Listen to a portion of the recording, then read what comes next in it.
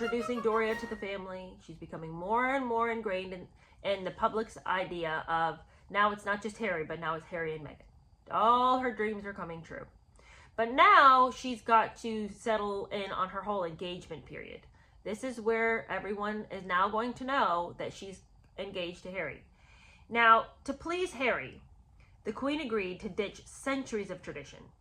Meghan was going to be fast-tracked into the royal family before the wedding. There's lots of speculation why anybody felt that this needed to be done. Now, Harry says in his own book, In Spare, that he told his family, not specifically that if you don't allow me to marry her, you're a racist, but he said the fact that you won't defend her against all this racist media means that you yourself are going to come off as racist. This would have been particularly offensive to Charles' sensibilities, because Charles has a more sensitive mindset towards public opinion, particularly on matters that lean towards the left. So I'm not saying that racial reconciliation is something that we don't, with minds in our heads, agree with. We all want racial reconciliation. But some of us are more inclined to be manipulated by that than others. And I think he was of the ilk that is easily manipulated by a suggestion of racism. Now, I come from a camp where it's, if you are not racist, then nobody can ever use that against you. Moreover, I think that when you tend to let that affect you, it might suggest perhaps you are racist, because you are willing to believe something that you should know isn't true about you. If you can be manipulated with the statement of, if you don't do X, Y, and Z, it means you're racist, then perhaps you really have had feelings inside that were disdainful towards other races. Otherwise, why would you care that somebody says that about you? Somebody could call me a racist all day long. I'm not, so I don't care what you say. That's your own problem that you're going to walk through the world making up crazy statements and judgments. Anyway, all I can think is the family is terrified of being supposedly racist. And so to meet Harry and Meghan's demands, they say, fine, let's fast track you in. 2 weeks after the Invictus Games ended, on the 12th of October, Harry introduced Meghan to the Queen in Buckingham Palace. Over tea and sandwiches, the monarch formally approved her grandson's engagement. Really, the 91-year-old had no choice. Everybody in the whole family was saying, let's hurry up and get this done. This was not the first time that Meghan had met the Queen. There seems to have been, and we know about this reporting both from Spare and also Meghan claims this happened, where she met the Queen at a chance meeting in Windsor Park. And we know from Spare that's when she thought that Prince Andrew was the Queen's assistant. The fact that he included that in Spare means he knows he had something to answer to when it comes to Prince Andrew. You know, there's all sorts of rumors that Meghan and Prince Andrew were involved, or that she was involved in the same circles where he was getting services performed, and that she was already well aware of who Prince Andrew was. So the fact that he wrote about it in such a sloppy and weird and like contrived way to sort of address those issues that she didn't even know who he was, I mean, it only speaks to the fact that 100% she did know who he was. But anyway, that's aside. All I'm saying, we know about the fact that Meghan has met the Queen before. And that's when she gave, she tried to give that, little unrehearsed curtsy. We know her sad sack story on that. But now this is where they're formally meeting, and she's giving her blessing on it. We know the Queen did not want to give her blessing on this, but we also know that she understands that the child is bullheaded and cannot be convinced otherwise. So why fight the inevitable? Now Harry has this little, Harry is so annoying with how just his ignorance, I think, is one of the most frustrating things about him. His belief that animals somehow have signs and signals. How many animals did we encounter in Spare who he thought were bringing him special messages? Outside of a Disney movie where birds are singing to Snow White and talking to Sleeping Beauty, I cannot understand where in the world a person could come off this. You want to talk about a Disney princess? It isn't Meghan, it's Harry. He wants to tell a little tale where the Queen's corgis, who had previously barked at him all his 33 years, laid down at Meghan's feet and wagged their tails. And Meghan, of course, described the scene as very sweet, but we know how Harry feels about animals and how he thinks that they give us signals. So he felt this was the animal's way of saying he had done well. What a poor simpleton. Truly, truly. Okay, well, 1 month later, Meghan finished packing her belongings in Toronto and flew to London to start a new life, which she always calls a chapter. This is the new chapter in my life, which I think is so telling, because chapters have endings. So she told us from day one that this was all going to be temporary in the grand scheme of things. And I think, I mean, of course it was temporary being in the royal family. I think everybody realized that very early on she was going to try to drag Harry back to California. But I mean, I think even Harry is his own chapter. I want it, like, the inevitable to just hurry up and happen already. Aren't you just ready for that relationship to be over? Because I want to see what's going to happen next. What's he going to do next? All right, well, anyway. Successful entry into the royal family required effort and imagination. As I've already stated earlier, all the newcomers had troubles. The Middletons, Diana, Sarah Ferguson, Mark Phillips. I mean, everybody who came into the royal family had to have their own little struggle fest. But after the struggle, if you could play your cards right, everything was going to be okay. Because people knew that there's always a struggle for the new people, they tried to help her because they knew, like, British people have had a hard time coming into this royal family. This American, she's going to have double the trouble. So palace officials agreed that to ease her transition into the family, she needed guidance about the restrictions accepted by all members of the royal family. Harry would claim that he had forewarned Meghan. You know what you're letting yourself in for. It's a big deal. And it's not easy for anybody. All right, Harry. Well, maybe you should have stressed that more, though. Because what I think is, I don't doubt he said that. But what I think he said was, it's going to be hard. But you know, I'm here for you. And, you know, you just need to keep being you. They'll love you. You just be you. They'll love you. Well, Meghan being Meghan is not what the royal family needs. They don't, that's not going to help them. So I think that he might have said, it's, you know, it's a big deal. It's not easy for anybody. But I don't think he said it's going to be hard for you because you have to change. He acted like you're going to go in. You can always be you. It's going to be rocky, but no one's expecting you personally to change. I think, too, that he had misguided ideas about how much she was going to be able to do. Like, I think he knew, yes, okay, these are the restrictions. He was clearly well-versed in what the restrictions were. But I think to a certain extent, he also thought that because he was becoming a lesser and lesser royal, he might not need to stress too much with her that it would be hard because, well, you know, we're probably going to be able to do whatever, you know. Regardless of what he said, no one directly asked Meghan whether she understood that the British monarchy had only survived because it had been seeking to remain soberly uncontroversial. No one spelled out to her that monarchists were unaware that most of the changes made to ensure the crown's modernization and survival had been imperceptible. But then, no one recalls that Meghan asked any detailed questions before the engagement was officially announced on November 27th. So there did seem to be some breakdown in communication, mostly because she was not curious about where she was coming, so people didn't know how much they needed to tell her. At a certain point, you don't want to over-explain things to people. I mean, surely, they thought, she knows she's going to have to change her lifestyle if she joins us. So to continually to sit her down and belabor a point they thought she must already have accepted because she wasn't asking any questions, I can understand why there was this breach of communication. And again, she wasn't going to ask any questions because she didn't care what the answer was. Now, this is the thing that blew my mind, among many things. They announced the engagement, right? 10 a.m. She comes out wearing this white coat, later changing into a 56,000-pound Ralph and Russo dress. 56,000 pounds! My mind can't even comprehend that amount of money for an article of clothing. For a dress? That's like somebody's yearly salary. For a dress? I mean, I'm sorry. That is grandiose on a whole nother level. Where did she get the money for that dress? What favors had she had to perform in order to get that kind of item? 56,000 pounds? My poor little church mouse brain can't even comprehend it. Okay, well, with Harry beaming, the photographers were given time to produce their best shot.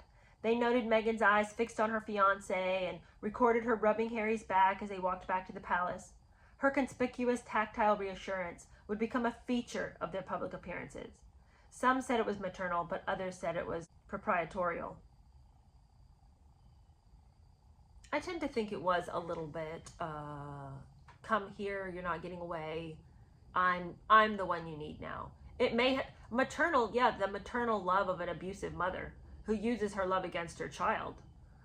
Now, the fashionistas were excited. As we mentioned in the previous chapter, they loved to see what she was going to wear. They really liked her style. Unlike Kate, who wore a high street Reese dress for her engagement announcement, Meghan was not wearing an, quote, ethical garment. Her clothes and accessories, worn with confident sense of style, were praised as, quote, authentic. Meghan is very in the know, gushed one commenter. She just gets beauty. Her approach is very effortless. She just wants to look like a better version of herself. What I don't understand about everybody gushing about what she was wearing is what happened. Because now all we ever get is Meghan's clothes are so ill-fitting. Meghan's so sloppy. Why did she choose that? It only makes her waist look thicker. Like, nobody thinks her style is something to emulate now. Is it because she went to America and she adopted the whole yoga pants and ripped jeans thing again? Because I think when she was with the royal family, she did look very polished. You know, there's that one dress. It's like somebody must have been helping her. Because she's got that one dress that it's that white dress, and there's that really big piece that comes across almost like a cape. And it's very structured. And because of the width on her shoulders, I'll link it up here so we can all look at it together. Because of the width on her shoulders, her waist ends up looking much smaller. And it's an optical illusion, but she looked stunning in the dress.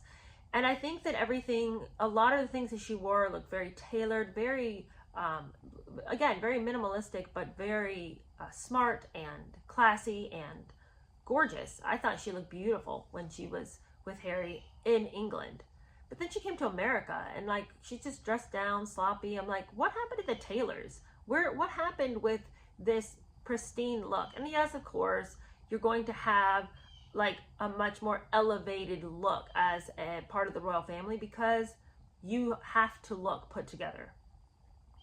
But having experienced that in the flesh, it seems like she would have taken some of the things she learned there and put into practice in her real life. I don't know, call me crazy, but I would have. She got so much praise for what she wore then. It seems like she would have wanted to make sure she was replicating that later on, but she seems to have cared less for that. Everybody noticed everybody thought that she had this really modern way of approaching fashion. But nobody wanted to talk about the fact that the reason she seems so worldly and wise is because she is worldly and wise in one very specific way. She's street smart. She is an actress. She understands how to play the crowd. She understands how having a lot of charisma and being real smiley and smiling with your teeth apart like makes people think that you're just like having the time of your life, like you couldn't love to be anywhere else. Like every single picture that you see of her smiling, it's such it's like a caricature of joy. It's like, it's rare that I've seen a picture of her smiling like a human would smile who's really happy. It's always, but it's like, where's like the normal pleasant look on your face that you would have if you were happy without having to act happy? I don't know. Okay, so anyway, all of this leads into, nobody was asking any questions about are we being played here. They go on to their 20-minute BBC TV interview, and Harry revealed to Michelle Hussein that from the first moment they met, he knew that Meghan was the one. Okay, so then they go on to their 20-minute BBC TV interview, which followed, and Harry revealed to the interviewer that from the first moment they met, he knew that Meghan was the one. Who could know that? Now, I'm not saying you can't know in a fairly short amount of time that you and this person really resonate. But this stupidity about I knew from the first moment. Stop that. Stop that foolishness. I also wish that stupid blue jay outside would stop his foolishness. Quiet, quiet! Ah, dang blue jays. Without a blink, she declared that she had done no research about Harry before the blind date. Everything she discovered had occurred, she said, during an 18-month, really authentic and organic learning curve. We learned about each other through investing time and energy to make it happen. And she said that in this period, she had learned about him by focusing on who they were as a couple. Okay, you guys, who talks like this? Nobody talks to you about their relationship by telling you how it was, we're together and it was all through being very authentic and having an organic learning curve. This word salad is the talk of somebody who does not know how to be a human anymore. All they're doing is regurgitating lines and phrases and buzzwords that they have culled together so that they might look like a human. This is not the way people talk about their love. It is a very, very, really authentic relationship. We have a organic learning curve happening here. What? Okay, well, then she goes on to say, without a flicker of doubt, and this whole section was just like them hurt because we thought that this was really happening and come to find out it wasn't.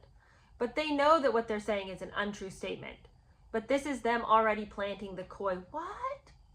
She says in this interview, without a flicker of doubt, that Catherine has been absolutely wonderful. That's not how she was acting all this whole time. Lo, these many years, she has not acted as though Catherine was so great.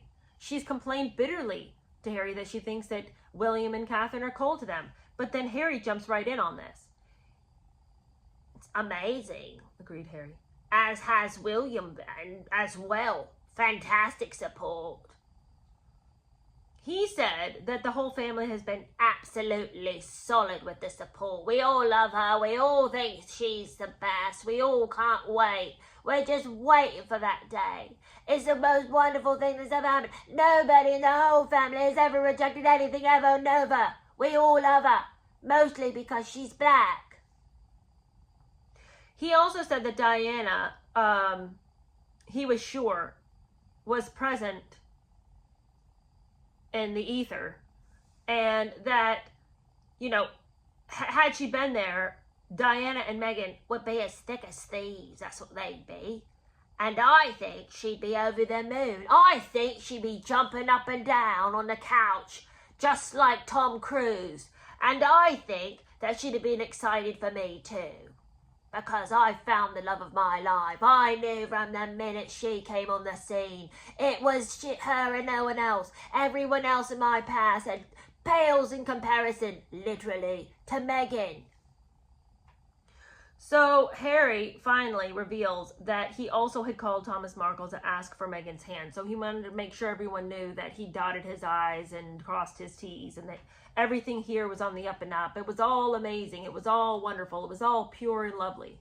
Meghan also wanted to get in her little word here that despite the fact that she was so famous, she'd always worked so hard to live a quiet life as this mega actress.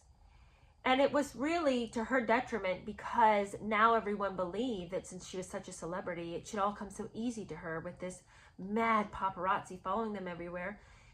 But it didn't, because this wasn't the sort of lifestyle she had chosen to be in the public eye, working so fastidiously to keep a low profile despite the rabid desire for a picture of her. And she says, I've never been a part of tabloid culture and lived a relatively quiet life. There's a misconception that because I worked in the entertainment industry, this is something that I would be familiar with. I'm not. I'm such a discreet person and so quiet and unassuming that to be in the limelight all the time is quite a journey for me. A learning curve, you might say. Presenting herself as a contrast to Kate, she said, I do not see marrying Harry as giving anything up. I see it as a change.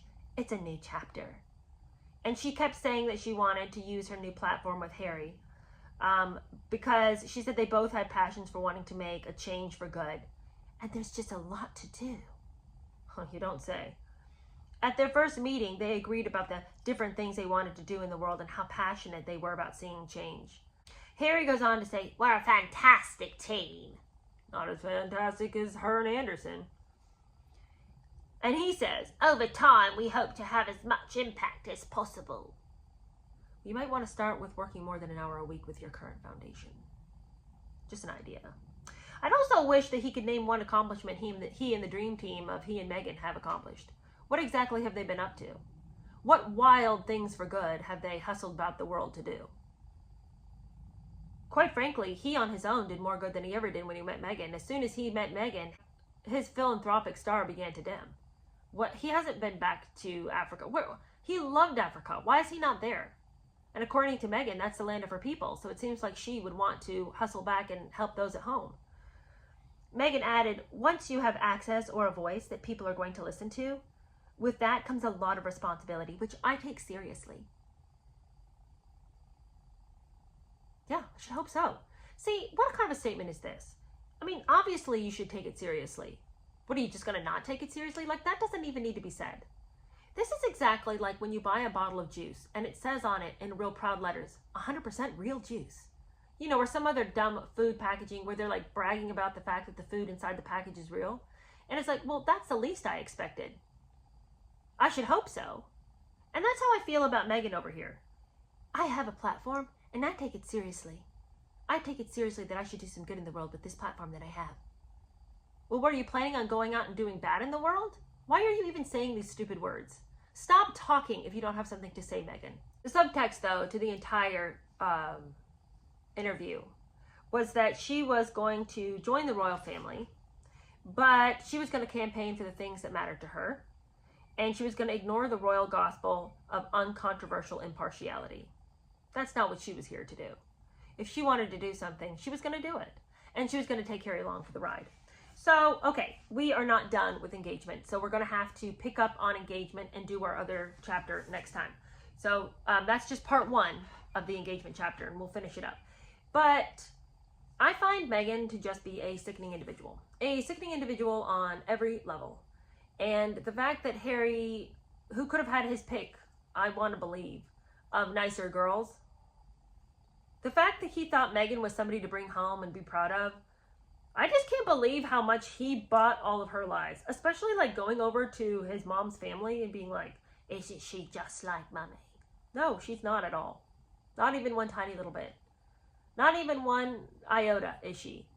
And like, what is this? You know, they would be thick as thieves and they would be jumping up and down on the couch and they'd be so excited. Like, what is that?